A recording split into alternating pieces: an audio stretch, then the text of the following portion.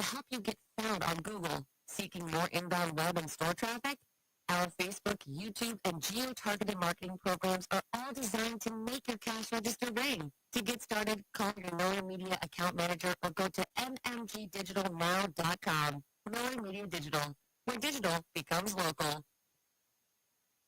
This is Seth Lawrence, News and Program Director for WHOW and WEZC. We take pride in being Clinton and Central Illinois' local radio stations each and every day, 7 days a week. What does local news mean? Here's a sample. So, this was Blue Ridge's first year doing the Kid Win Tournament. We've had discussions with our council and Commissioner Ballinger, about some of these problem properties in town. We're really going to put a focus towards that code enforcement. We are doing the biggest effort in the history of Friends. The Friends started in 1977, so that's how big this is. We are raising $5,000 for a pavilion to go over the patio outside. You hear the local people that make the news every day, 7 days a week on the big 1520 AM, 92.3 FM, and 106.5 FM WHOW, and on your easy choice for soft hits, 95.9 FM WEZC.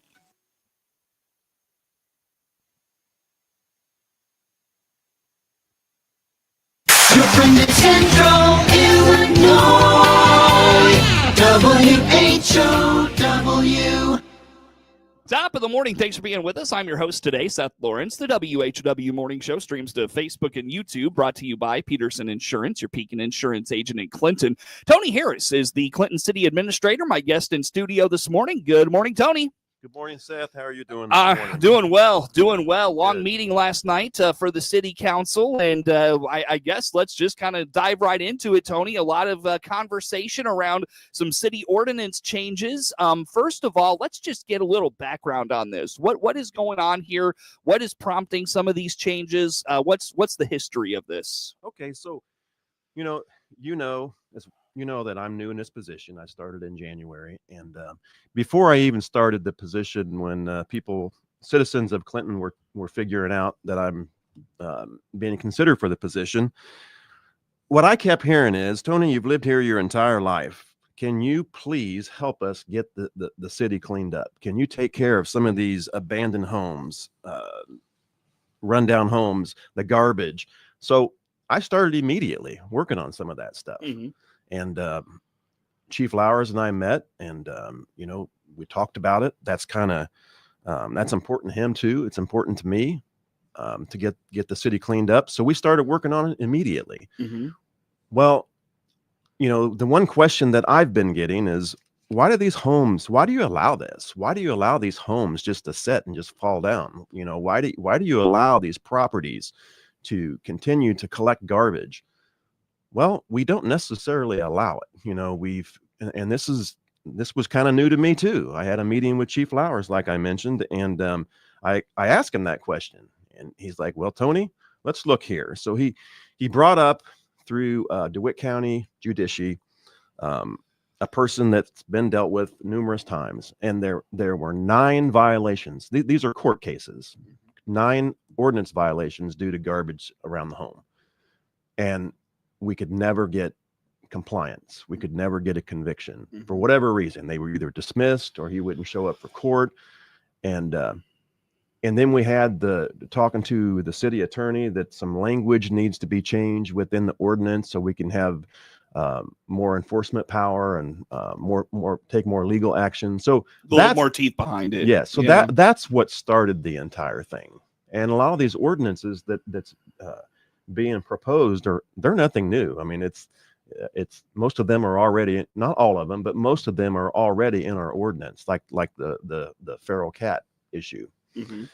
And it's just the wording's been changed a little bit. So, and to maybe dive into those just a little bit here for this morning, let's start with that one, because that one seemed to get the most attention at the meeting last night, the feeding of feral cats. And I know that one was adjusted and then readjusted to talk, let the spay neuter or the trap neuter release that program, let that exist, yes, as a part of this. So how about that ordinance and its changes? What's going on with that one? Okay, so currently in the ordinance right now, it basically says any person who shelters, harbors, feeds, encourages, or permits an animal to remain at, near, or about his premises or living quarters shall be deemed the owner of that cat or such animal. So basically what that says currently in the current ordinance is if you're feeding a feral cat, you take ownership of that cat. And then you keep reading the ordinance, and a cat can't be running at large, and they have to be properly vaccinated, things like that. Kind of like a dog. Yeah. So you can't do it now. So we were just trying to clean up some of that stuff. And I get it, Seth. I was in charge of the animal shelter and animal control last year, and I heard this complaint a lot. What do we do about the feral cats? We heard last night from the people that they feel sorry for the cats. They want to take care of the cats. We understand that. We get that. But what about the neighbor across the street where the cats are coming in and defecating in their sandbox or urinating on their deck? What about that? So we didn't hear from those people. So that's where we're kind of stuck in the middle. You didn't hear from those people last night, but you're hearing from them. Yes, right. Sorry, we didn't hear from them last night, but I hear from them weekly. And the same thing with the dilapidated homes, those same things, but let's get back to the cat problem. So yeah, sure. So that's why it was on there. I was not necessarily in favor of that because, like I said, I was in charge of animal control. I like feral cats, but they can be a nuisance. So just because I like it doesn't mean that, I get to dictate what goes in or out of the ordinance. We have to listen to the other people as well. Right. And that's what we were doing. Let's speak to another one that this one has been ongoing. And I know you and I have touched on for a long time here in your time as a city administrator is the property upkeep and keeping your property clean and the, vehicles in the grass and things in the yard and trash. You talked about the trash buildup and all those things. Let's speak to that one a little bit. I know Mayor Michelossi discussed maybe a little more teeth in the fines and citations. How about that? Yes. So again, what started this was just the complaints that we get, and I do get those. I would say daily. Okay. In particular, the house that I was talking about earlier with all the fines that Chief Lowers and I talked about as an example. The neighbor across the street, it's not fair to them to have to put up with that kind of stuff. And that's the complaint that we get all the time. Why is this allowed? Why can't you do something about this? So again, that's why we're trying to beef up the ordinance where we can do something about it. And the same goes with the fines and fees. We're trying to get some teeth in the game where we can actually try to do something where we'd have a little bit more leverage to get it cleaned up, whether it's the city going in to clean it up or making the homeowner get it cleaned up. Are you at liberty to speak to how you can get more teeth in on that or more behind that? Well, I just guess basically through the ordinance. And I don't want to get into specifically in the new ordinance because, it's still a work in process. I don't want to get into the actual ordinance. Fair enough. But I do want to say that, through the ordinance, that's what we're trying to do. We're trying to get more teeth in it where we can get something done with it. And that's why the language is in there the way it's in there. Okay. Well, how about the notion, and you heard a lot of this last night, it's my property. If I want to have 4 cars and I don't have the space to park them, they got to go somewhere, but it's my property. I should be able to do with it what I want. Like where does the city fall on that, I guess, that argument? And I understand that. That's their property. But we had a gentleman there at the meeting last night, the one that spoke in favor of the ordinance to get it cleaned up. Why was he there and why is he speaking in favor of it? Because he lives between the two properties. One of the properties that we're talking about. He has a nice house right in the middle of both of them. In his backyard, he's looking at one of them, and in his front yard, he's looking at the other. So I get it that it's their property. It's his property too. He can't even enjoy his backyard without looking at the 4 vehicles in the backyard and the junk in the front yard. So, yes, it's their property, but it's his too. So we have to consider that as well. We have to consider the neighbors across the street and what they have to look at.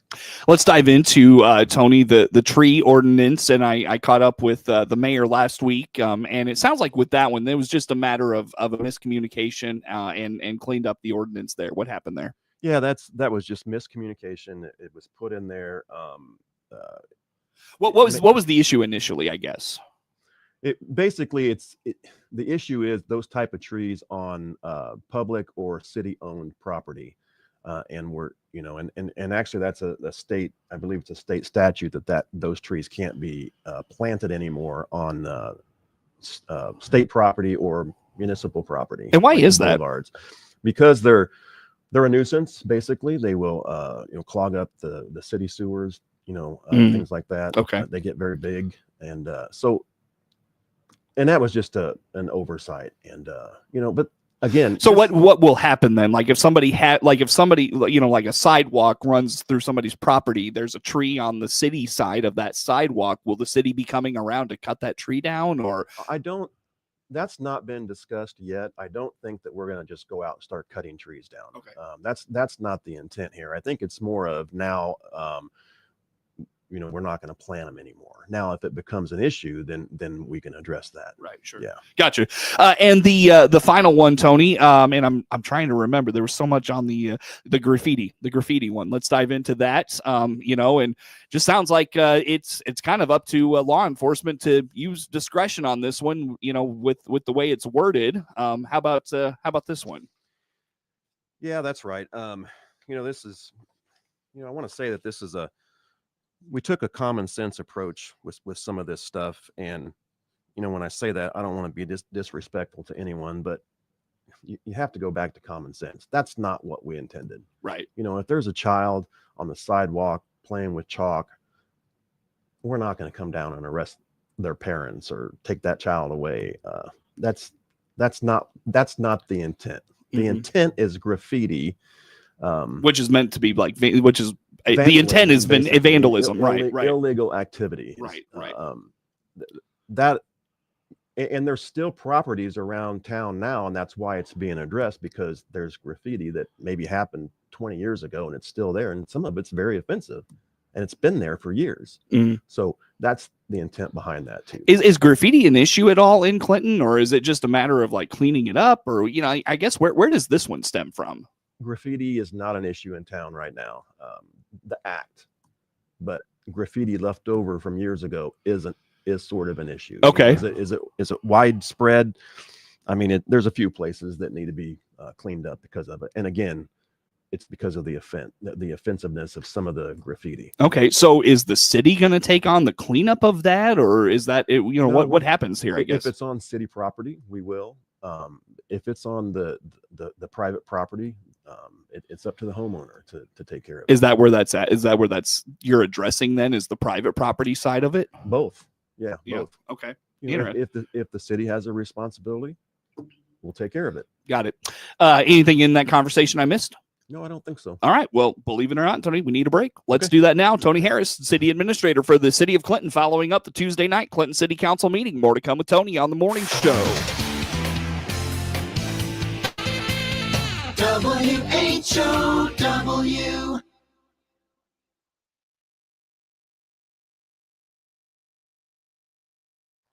Buick offers full transportation options while giving you peace of mind. This is Scott Baum from Baum Chevrolet Buick here in Clinton and Farmer City.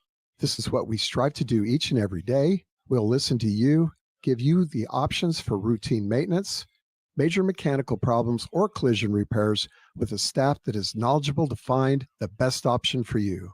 Baum Chevrolet Buick, your full service dealer. See us at baumchevybuick.com right from the start. Here's Clinton Save-A-Lot owner Dave Jackson on Inflation 3.0. The rate of increase has slowed down. That doesn't mean inflation and prices have gone back to where they were. Not 8%, not 10%, double. So an item that was $1 in 2020 is now $2. It's not going back to $1. What you are seeing is maybe that item's at $2, it might go up to $2.03, back to normal 1.5% inflation. Save up to 40% on your food bill at your Clinton Save-A-Lot. And as Dave always says, hope to see you soon. This is Seth Lawrence, News and Program Director for WHOW and WEZC. We take pride in being Clinton and Central Illinois' local radio stations each and every day, 7 days a week. What does local news mean? Here's a sample. So this was Blue Ridge's first year doing the Kidwin tournament. We've had discussions with our council and Commissioner Ballinger, about some of these problem properties in town. We're really going to put a focus towards that code enforcement. We are doing the biggest effort in the history of the Friends. The Friends started in 1977, so that's how big this is. We are raising $5,000 for a pavilion to go over the patio outside. You hear the local people that make the news every day, 7 days a week on the big 1520 AM, 92.3 FM, and 106.5 FM WHOW, and on your easy choice for soft hits, 95.9 FM WEZC.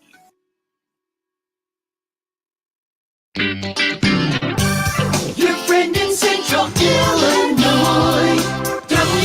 WHOW. Once again, good morning. Thanks for being with us. I'm your host today, Seth Lawrence. The WHOW Morning Show streams to Facebook and YouTube, brought to you by Peterson Insurance, your Pekin Insurance agent in Clinton. City Administrator for the City of Clinton, Tony Harris, in studio with us, following up the Tuesday night Clinton City Council meeting. And Tony, just to revisit the ordinance thing real fast. I know there was confusion about, are these being voted on? Are they, what's the status of these? What's next in this process? Well, anyone that asked me, basically I told them it's a working document. We're still working on it. And it's still being worked on now. Chief Lowers, myself, the mayor, and the city attorney, we have a meeting next Tuesday to sit down and continue the work. So it's a working document. That's basically what I can say. And if you were to ask, when is it going to come forth to be voted on? I can't really answer that. It's okay. It's the commissioners, they have a say so in it as well, and they could come to the table also and look at things and ask for things to be removed, ask for things to be added. We're just at a disadvantage because at that meeting, we can't have, a certain number of commissioners there because it would be a violation of the Open Meetings Act. So, right. But yes, next Tuesday we start again, and we'll see where it takes us. Gotcha. Yeah, very good. Well, Tony, let's dive into some of the other items on the Tuesday night agenda. Fireworks being taken over by the city of Clinton. What's this? What's going on here? I know we touched on this just recently, but more on that. Yeah, we talked about it last time a little bit. It was very unfortunate that Celebrate Clinton had to disband. This day and age, it's a lack of volunteers that want to step up and take care of not-for-profit things like that, but that's all right. The city of Clinton took it over. We've got the fireworks contract in place, so we will be having fireworks this year. We've taken over that, and the Clinton Fire Department will be there as well, like they do every year, and it will be on July 5th. Now, will the city operate it like Celebrate Clinton did, where you'll seek contributions from the community for that? Can you even do that, I guess, as a city entity? What does that look like? I don't think we can. I wouldn't think so, but I was just curious. But, I know Celebrate Clinton did have some money left over from donations, and I think that they're turning that over not to the city of Clinton, but to help pay for the fireworks. There's not enough there to pay for the entire show, sure, but a little bit there to offset the cost that the city's going to be paying. Gotcha. So in doing that on July 5th, which I think is a Saturday this year, if I'm not mistaken. So, I believe it is. Yeah, very good. That'll be a lot of fun. Nice, good stuff. Good 4th of July weekend coming up. And I know you had mentioned, I don't know if you want to talk about this much, but you had mentioned potentially the city or helping someone do like a downtown event for the 4th, something like that. And it sounds like it's still that thought. Is that still something you want to do? I think we're just about out of time for something like that. No, not this year. I meant in years ahead. I'm sorry. Yeah, okay. No. Yeah, in years ahead. Well, that would be up to the council, the commissioners. That's been talked about a little bit. If we could find a group that would, we would prefer a group to take it over. So there's not much city time involved in it, but Yeah, I mean, that's being discussed. I'm not sure what it's going to look like. Okay, gotcha. But that's being discussed. Yeah, I thought you had mentioned to me that was something you wanted to do going forward. So very good. Tony, let's continue on here for this morning. Let's see. Pickleball court at Rotary Park. Sounds like it's going to get a little maintenance on it. What's going on there? Yeah, you know, the city of Clinton's proud of all of our parks, and Rotary Park with the pickleball courts. That's one of them, and it's used a lot. And we maintain that, and we were told that the netting needed some attention, so that's basically what we're taking care of there.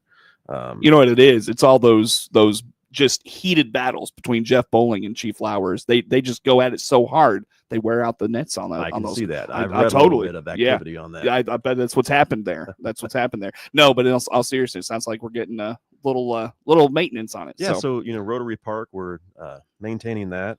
We still have the new park system, the new playground equipment coming in, and that's going to be later on. Again, I mentioned that last time. We're delayed in that, but that's still on target for later this year. Mm-hmm. More toward late summer, early fall. Tell me about the Christmas display purchase, Tony.